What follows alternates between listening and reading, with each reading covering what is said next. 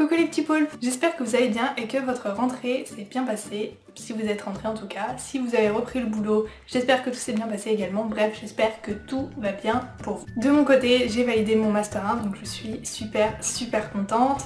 Et mon mémoire et ma soutenance ont été une réussite, donc je suis ravie d'avoir travaillé sur l'Uchronie pendant toute cette année. Voilà, c'est fini du blabla, on passe tout de suite à l'update lecture. Et on commence tout de suite avec le tome 1 du Noir et ma couleur, Le Pari d'Olivier Gay aux éditions Rajon. Olivier Gay, c'est un auteur dont j'entends énormément parler sur la Blogo et sur Booktube. J'ai eu l'occasion de le rencontrer à plusieurs reprises, mais c'est le seul livre de lui que j'ai dans ma pile à lire que j'avais acheté à l'occasion de la foire du livre de Brive. Ici on va suivre deux personnages avec une double narration, Alexandre et Manon. Ils sont tous deux lycéens et sont dans la même classe. Sauf qu'ils n'ont absolument rien en commun puisque Alexandre est le bad boy pur et dur, c'est-à-dire que c'est toujours celui qui fait le bordel en classe. Hein, on en a tous connu un, vous pouvez pas le nier. Il est toujours au fond de la classe, il bavarde, c'est lui qui coupe la parole au prof, etc. etc. Et Manon, eh ben, c'est la première de la classe, au premier rang, très sérieuse, très bosseuse quoi, très intello, j'aime pas du tout ce mot, mais beaucoup la caractérise comme telle, dans le livre en tout cas. Et Manon, elle a aussi plein de secrets, puisque elle possède des pouvoirs magiques. Mais elle n'est pas la seule, hein, c'est toute sa famille en fait possède des pouvoirs magiques et ont le pouvoir de contrôler les couleurs. Ces couleurs ont tous un pouvoir particulier puisque par exemple le rouge contrôle tout ce qui est au niveau du sang, le violet tout ce qui est au niveau des pouvoirs psychiques, donc le contrôle d'une personne, le contrôle de la pensée, etc. Et je ne vous dis pas le reste pour vous laisser un petit peu de surprise quand même. Bon du coup ok, Manon elle a des pouvoirs, mais qu'est-ce qui va se passer dans ce livre? Ici, Alexandre va faire un pari. Voilà. Il va faire le pari d'emmener Manon boire un verre. Bon, Manon va accepter, enfin au début pas trop, mais elle va finir par accepter. Et Alexandre va décider de la suivre un jour, un soir en tout cas après les cours, dans une rue. Et Manon va se faire attaquer par une étrange créature. Là du coup Alexandre va commencer à se poser pas mal de questions. A savoir que ce livre est destiné à la jeunesse et aux adolescents. Je dirais vraiment plutôt adolescents et pas young adult, parce qu'on suit vraiment des lycéens et le rythme est très fluide, ça se lit vraiment très vite. C'est un vrai page turner, hein, clairement, je l'ai lu pratiquement d'une traite. Mais voilà, les personnages ne sont pas extrêmement approfondis. C'est une petite histoire qui est très sympa. Après, le concept est vraiment très sympa. L'histoire des couleurs voilà, qui sont associées à des pouvoirs, ça j'ai vraiment beaucoup aimé. Mais voilà, il faut savoir que c'est très jeunesse, il faut pas s'attendre non plus à quelque chose d'extraordinaire. Je vous l'ai dit au début, on a une double narration entre Alexandre et Manon dans ce tome. Ça a été vraiment efficace. C'est quelque chose qui me fait très peur à chaque fois parce que je me dis toujours mais si on s'arrête à un moment où on a vraiment envie de savoir la suite et qu'on passe à l'autre personnage et qu'on s'en fout totalement, bah ça fonctionne pas. Mais là ça fonctionne tout à fait, autant le point de vue d'Alexandre que de Manon est intéressant et on veut savoir dans les deux cas ce qui va se passer, donc on tourne les pages et on ne s'arrête plus. Alors je vous ai dit que les personnages n'étaient pas très approfondis, mais à mes yeux, leur gros point fort c'est qu'ils sont très réalistes. Ils ont des réactions qui sont plausibles. Par exemple, Manon, elle va pas tout dire à Alexandre du jour au lendemain, et Alexandre, il va pas se laisser faire, même si Manon lui ment, il voit bien qu'il y a un truc, qu'il y a un problème quelque part, il n'est pas non plus bête. Elle, c'est pareil, elle se laisse pas avoir par le beau gosse ténébreux qui arrive de nulle part et qui lui propose un verre. Donc ça, c'est vraiment un gros point positif. Personnellement, je me suis beaucoup attachée à eux parce que, après tout, Manon, même si elle est très sérieuse, très intelligente, qu'elle est première de la classe, eh bien elle n'est pas que ça. C'est aussi une jeune fille tout à fait normale qui peut ressentir des sentiments et ça se développe déjà un petit peu dans ce tome, je trouve. J'espère que ça le sera encore plus dans les tomes suivants. Et quant à Alexandre, c'est la même chose. Il n'est pas que le bad boy prétentieux qui se bagarre à tout va. Il est bien plus que ça. Il a pas mal de problèmes et on en apprend de plus en plus sur lui dans ce tome et on s'y attache malgré tout. Pour moi ce livre c'est vraiment une réussite parce que c'est exactement ce à quoi je m'attendais. Un petit livre jeunesse sympa, facile à lire, un bon divertissement voilà qui fait du bien. C'est vrai que j'ai commencé une petite panne de lecture et je me suis dit non Manon, lis un truc jeunesse ado, ça va te faire du bien, tu vas le lire vite et clairement c'était exactement ce qu'il me fallait à ce moment-là. C'est sûr que je lirai la suite, vraiment, parce que j'ai beaucoup aimé. Autre livre que j'ai lu récemment, le premier tome d'Au-delà des étoiles, Les forêts d'Akora, de Thomas Clearlake aux éditions Moonlight, qui est une toute jeune maison d'édition. Tout d'abord, je tiens à remercier les éditions Moonlight qui m'ont fait parvenir ce service presse, ça me fait très plaisir, merci pour leur confiance. Pour vous résumer ce livre, ça va être assez difficile car il s'agit d'un space opéra avec un mélange de fantasy, donc vous le savez, la science-fiction et en particulier les space opéras c'est assez difficile parce qu'on est dans un univers complètement imaginé par l'auteur, mais je vais essayer de vous résumer ça du mieux possible. On est dans un futur extrêmement lointain et également à plusieurs milliards de cycles-lumière de l'univers que l'on connaît actuellement, puisqu'on est dans un autre univers complètement nouveau qui a été découvert au fil des conquêtes spatiales. Tout d'abord, il y a eu une sorte d'union politique et militaire avec un grand nombre de planètes et de galaxies. Malheureusement, Akora n'en fait pas partie car elle a décidé de rester en autonomie totale et donc de ne pas avoir de technologie sur sa planète. Mais un jour, il y a de mystérieux objets célestes qui vont venir s'écraser sur Akora. Et donc, 3 agents de l'Alliance Universelle, donc c'est une organisation secrète, vont être envoyés sur Akora pour essayer de comprendre ce qui se passe. Leur objectif va être d'entrer en contact avec un ordre qui siège en haut des montagnes dans une cité monastique. Donc évidemment, leur chemin va être un petit peu compliqué. Malheureusement, ils ne sont pas les seuls à vouloir rejoindre cette cité puisque une menace qu'ils croyaient éradiquer à jamais va revenir surface et cette menace va essayer de contrer les projets de l'Alliance Universelle puisque leur objectif est le même au final. Là, ce que je vous ai résumé malheureusement c'est à peine un tiers du roman, c'est ce qui est plus ou moins sur la 4e de couverture, mais sachez qu'il y a bien plus que cela et que le voyage jusqu'à Akora ne représente qu'un tiers du roman. Après, il se passe énormément de choses, mais ça serait dommage de tout vous révéler dès le début. En tout cas, on va suivre ces 3 personnages en particulier, Jadur, Esval et Hogar, qui sont pour 2 d'entre eux des humains, si j'ai bien compris, et l'autre est d'une espèce nouvelle, puisque oui, il y a aussi des espèces nouvelles qui ont été découvertes au fil des millénaires, entre autres. Donc je vais regarder les notes que j'avais prises sur mon portable au moment de ma lecture parce que c'est assez compliqué quand on a des mots qu'on ne connaît pas du tout, qui sont complètement inventés et qui représentent quelque chose en particulier, c'est dur de tout retenir du premier coup, donc j'avais pris des petites notes. Donc par exemple, on a les andromorphes, qui sont à peu près la même chose que les hommes, mais qui sont considérés comme supérieurs aux hommes. On a les Tébecs, qui sont une espèce mystérieuse, ils ont une technologie très avancée et ils recherchent la paix dans tout l'univers. Ils aident beaucoup les primitifs par exemple. Ils font environ 2 mètres, ont une peau bleue, des yeux verts sans pupilles, ils sont absolument longilignes, tout droits, très fins et ils peuvent vivre jusqu'à 200 000 ans environ. Ça vous donne une idée de leur âge moyen quoi. On a ensuite les Jaffa qui eux font 2,50 m de taille, ils ont les membres longs, les mains fortes, ce sont des bâtisseurs et ils sont là depuis plus longtemps que les Tébecs. Et c'est eux qui ont inventé toutes les conceptions biomécaniques donc qui sont très importantes. Ensuite on a les Mnemorques, donc ce sont des penseurs, ils ont un gros crâne très proéminent avec de grosses veines, la peau très blanche et les yeux très clairs et ils sont à peu près de la même taille que les hommes. On a aussi les Sémarades qui sont plus grands que les hommes, on n'a pas leur taille exacte mais on sait seulement qu'ils sont plus grands que les hommes, ils sont très rapides et ils ont une ascendance reptilienne. Voilà, donc ça fait un long résumé mais voilà, c'est pour repositionner un petit peu le contexte. Donc je vais commencer par les points négatifs parce que malheureusement il y a des points négatifs dans ce livre. Si vous m'avez suivi sur Instagram, vous avez suivi un petit peu mes pérégrinations quant à ce livre, j'ai failli l'abandonner. J'ai failli l'abandonner parce qu'au bout d'environ 120 pages,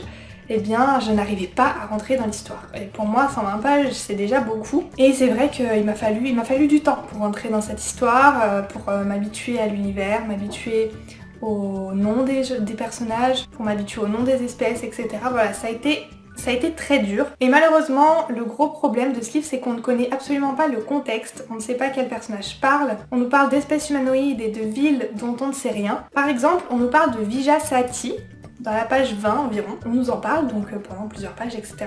Vijasati n'est expliqué qu'à la page 90. Et je vous avoue que moi, Vijasati, je sais pas si c'était une personne, une ville, une planète... Je ne savais pas. Et Vijasati, en fait, il ne s'agit que du nom de l'Alliance Universelle dont on nous parle en 4e de couverture. Mais je trouve ça extrêmement dommage qu'on ne dise pas dès le début Vijasati, l'Alliance Universelle secrète.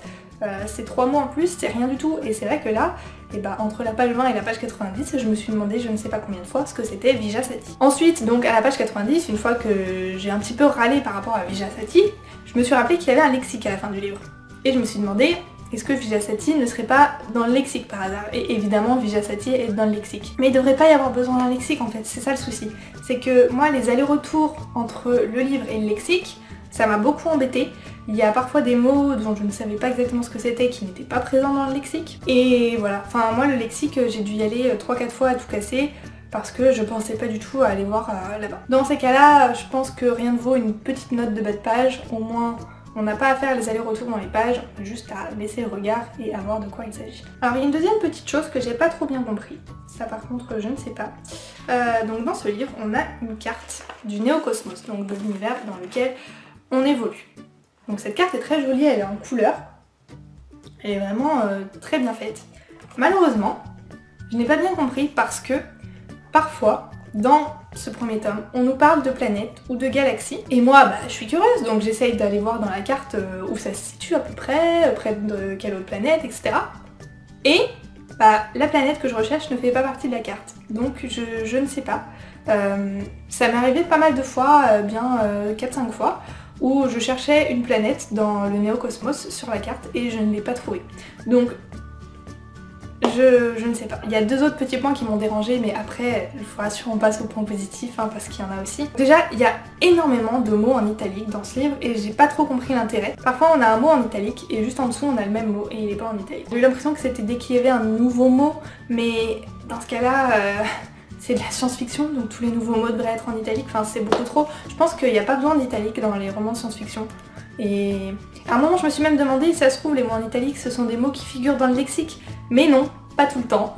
Il y a eu un mot qui était en italique, je me suis dit ah tiens, je vais aller voir dans le lexique ce que c'est, et il n'était pas présent dans le lexique. Donc voilà, peut-être si c'est possible supprimer un peu d'italique dans les prochains tomes, parce que personnellement ça m'a plus dérangé et plus gêné dans ma lecture qu'autre chose. Ensuite, dernier petit point négatif, bon ça, voilà, c'est moi, c'est mon avis. Je trouve que les personnages féminins ne sont absolument pas du tout assez représentés dans ce tome-ci en tout cas, ou qu'ils sont mal représentés. Dans ce tome, on croise 3 personnages féminins contre, je ne sais pas, des dizaines et des dizaines de personnages masculins. Il y en a une qui sert de serveuse dans un bar et qui est une espèce particulière qui a des tentacules, donc en gros elle revient moins cher au patron. Je l'entends, ça peut montrer l'exploitation puisqu'on est dans une planète assez particulière, etc.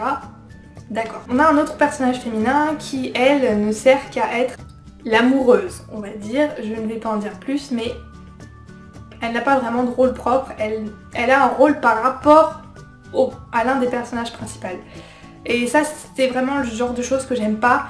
S'il y a des personnages, ils doivent avoir leur propre utilité et pas ne servir qu'un autre personnage. Enfin, le 3e personnage féminin, on la voit pendant seulement quelques lignes, elle est sur une planète et elle aide encore une fois nos 3 protagonistes principaux. Donc encore une fois, elle est définie par les propos des personnages principaux. Voilà, c'est quelque chose qui m'a un peu dérangée, qui m'a un peu embêtée, étant une femme, enfin, je trouve ça dommage quoi, parce que c'est pas parce qu'on est des filles qu'on sait pas se battre, qu'on n'est pas utile, qu'on peut pas faire des choses pour nous-mêmes, etc. Voilà, c'était mon petit message. Bon, maintenant on passe au point positif parce qu'il y en a. Tout d'abord l'intrigue. Si j'ai eu du mal à rentrer dans l'univers, je me suis forcée entre guillemets, je me suis dit Manon, ce livre a du potentiel, cette histoire a du potentiel, donc continue de lire un petit peu, peut-être que tu vas avoir le déclic, et c'est exactement ce qui s'est passé. J'ai eu le déclic d'un coup, il y a eu un élément, vraiment un élément, et franchement je pense que si cet élément était arrivé plus tôt dans le livre, mais j'aurais accroché beaucoup plus vite tout de suite, c'est quand on sait exactement ce que la menace, donc les questions en 4ème de couverture, ce qu'elle est, ce qu'elle représente. Et là je me suis dit waouh, alors là c'est du lourd, là il y a vraiment un enjeu, il y a quelque chose à faire. Et à partir de ce moment-là, je me suis laissée entraîner dans l'histoire. Pour le coup, moi qui avais eu beaucoup de difficultés à le lire au début jusqu'à la page 120 environ, là les pages tournaient toutes seules, je suis vraiment rentrée dans l'histoire, les personnages m'ont paru beaucoup plus attachants, je m'inquiétais pour eux. Il y a d'autres personnages qui font leur apparition et que j'ai beaucoup aimé. Il y a aussi pas mal d'histoires croisées qu'on voit au début en fait et qu'on comprend pas bien pourquoi on nous parle de ci, de ça, etc. Mais en fait, tout se rejoint à un moment donné et tout a un lien et on comprend tout en fait au moment où c'est fait exprès quoi, où on doit comprendre. Le gros point fort de ce livre, c'est son intrigue qui est assez originale et qui, une fois rentré dedans, on peut plus lâcher, on peut plus s'arrêter et on veut connaître ce qui va se passer. J'ai complètement oublié de vous le dire au début, excusez-moi, mais il va y avoir 5 tomes en tout. Pour terminer, on va parler manga avec Alchimia de Samantha Bailly et Mia au dessin. C'est aux éditions Pika et vous pouvez choisir la jaquette que vous préférez puisqu'elle est réversible, donc vous pouvez la choisir bleue ou bien plutôt dans les tons de rouge. Vous remarquerez que personnellement j'ai mis la couverture bleue. Comprendra qui pourra. Il s'agit d'un shoujo. Les shoujo très souvent sont des mangas considérés pour jeunes filles et possèdent souvent des romances à l'intérieur. Mais ici, il n'y a pas que ça, très loin de là, puisqu'on a aussi de la fantasy. On va suivre Sae qui est une jeune alchimiste. Les alchimistes sont une sorte de magiciens. Il y a l'alchimie des mots, l'alchimie des âmes et l'alchimie des pierres. L'alchimie des mots, elle permet de prélever des souvenirs et d'en faire des histoires. L'alchimie des âmes, elle permet de changer un sentiment à un autre et l'alchimie des pierres, de changer un matériau en un autre. Donc on suit Sae qui, elle, est une alchimiste des mots. Elle se sert de ses dons pour collecter et préserver la mémoire de son peuple, donc le peuple d'Alchimia. Mais malheureusement, la guerre va éclater avec Ifen, un royaume voisin qui, eux, ne sont pas du tout d'accord pour que l'alchimie soit pratiquée librement. Sauf qu'il va y avoir un soldat ifénien, Idan, qui va sauver Sae. Ce que je pourrais reprocher à ce manga, c'est que pour moi, il est extrêmement court. C'est-à-dire que, alors je sais qu'un manga se lit très vite, mais là pour le coup je l'ai lu encore plus vite que d'autres mangas que je peux lire habituellement. J'ai vraiment considéré ce tome-là comme une introduction. C'est vraiment une introduction pour présenter les personnages et pour présenter l'univers. Et j'espère que ce sera vraiment beaucoup plus développé dans le tome 2. Je trouve qu'on n'a pas vraiment eu le temps d'approfondir les personnages. Alors Sae est très mignonne, très attachante, etc. Mais je pense qu'il y a vraiment matière à aller beaucoup plus loin. Sinon, le concept de base, les alchimistes avec Alchimia et Ifen, c'est pour moi une bonne idée, ça fonctionne très bien, c'est assez simple et efficace quand même. Et voilà, j'ai pas grand chose à en dire, voilà, ça a été une bonne petite lecture, une bonne introduction pour moi. Le tome 2 ne devrait pas trop tarder à sortir et pour le coup j'en attends beaucoup, donc j'espère qu'il va m'apporter plus de contenu et qu'il me plaira en tout cas autant parce que ça a été quand même une très bonne lecture. C'est tout pour cette update lecture, donc je sais que mes avis ont été un peu disproportionnés, j'ai parlé beaucoup pour les forêts d'Akora et beaucoup moins pour Alchimia.